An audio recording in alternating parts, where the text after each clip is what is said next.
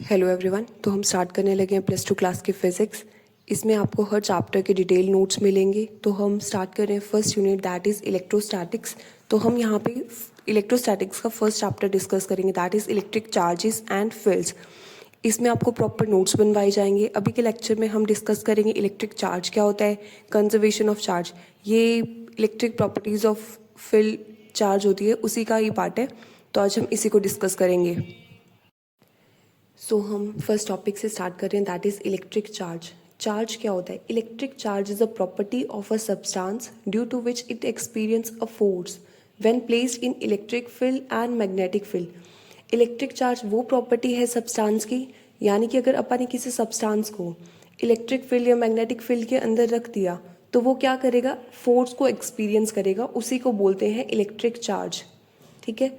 तो अगर बात करें एसआई यूनिट की, तो इलेक्ट्रिक चार्ज के यूनिट्स होते हैं that is coulomb. SI unit क्या होता है? कुलम। बट अगर सिंपल यूनिट की बात करें that is ampere second. Formula क्या होता है चार्ज का? That is Q is equal to I cross T. I यहाँ क्यू रिप्रेजेंट कर रहा है चार्ज को, आई रिप्रेजेंट कर रहा है करंट को, एंड टी रिप्रेजेंट कर रहा है टाइम को। और अगर इसकी डायमेंशन फॉर्मूला की अगर हम बात करें तो डायमेंशन फॉर्मूला क्या होगा? MLT ए की फॉर्म में होता है। तो यहाँ पे चार्ज है, चार्ज किसके इक्वल है? करंट के इक्वल है और टाइम के इक्वल है। करंट का यूनिट मतलब कि डायमेंशन की फॉर्म में इसको ए लिखते हैं। ठीक है। करंट को एम्पियर में लिखते हैं, दैट इज ए। टाइम को लिखते हैं सेकेंड में, मतलब कि टी से रिप्रेजेंट करेंगे तो T1, A1 एंड T1।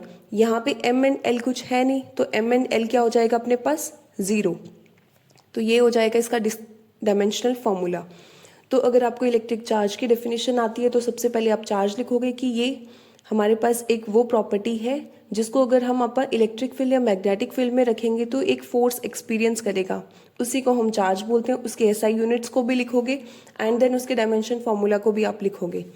कई बार पेपर में ये क्वेश्चन आ जाता है कि डिफाइन 1 कूलम। 1 कूलम क्या होता है? तो 1 कूलम कुछ नहीं, इसी डेफिनेशन से ही हम लिखेंगे कि 1 कूलम को हम कैसे डिफाइन कर सकते हैं। तो 1 coulomb is the amount of charge transported by a current of 1 ampere in 1 second. यानी कि 1 कूलम चार्ज क्या है कि कितना करंट ट्रांसफर हुआ है। मतलब 1 coulomb is the amount of charge transported by a current of 1 ampere. 1 ampere current ने 1 सेकेंड के अंदर कितना चार्ज ट्रांसफर किया है, उसी को बोलते हैं 1 कूलम। आई होप ये क्लियर होगा। इसके बाद बात करेंगे हम टाइप्स ऑफ चार्जेस की। तो चार्जेस हमारे पास कितने तरह के होते हैं? 2 तरह के चार्जेस होते हैं। एक होता है हमारे पास कौन सा? Positive charge. और दूसरा हमारे पास कौन सा होता है? Negative charge. एक होता है हमारे पास कौन सा? पॉजिटिव चार्ज, और सेकंड हमारे पास क्या होता है? Negative charge.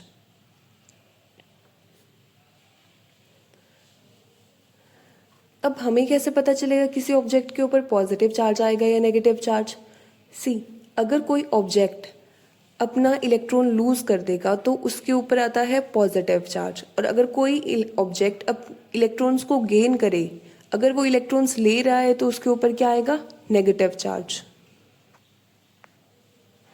सी, अब हम यहाँ पे क्या लिख सकते हैं? An object can obtain positive charge by losing electron while other can attain negative charge by gain of electron. ये चीज़ समझ आ गई? अभी आपको बताया था कि अगर कोई ऑब्जेक्ट पॉजिटिव चार्ज क्या कर रहा है? लूज कर रहा है,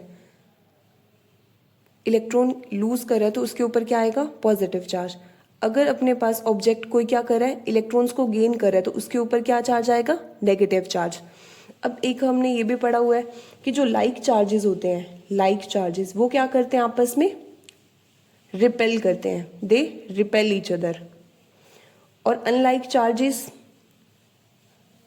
चार्जेस क्या करते हैं? अट्रैक्ट करते हैं। आई होप ये क्लियर होगा। इसी के बाद हमारे पास ना 3 टर्म्स आती है, कंडक्टर, इंसुलेटर एंड डाइलेक्ट्रिक। इन तीनों में क्या डिफरेंस होता है?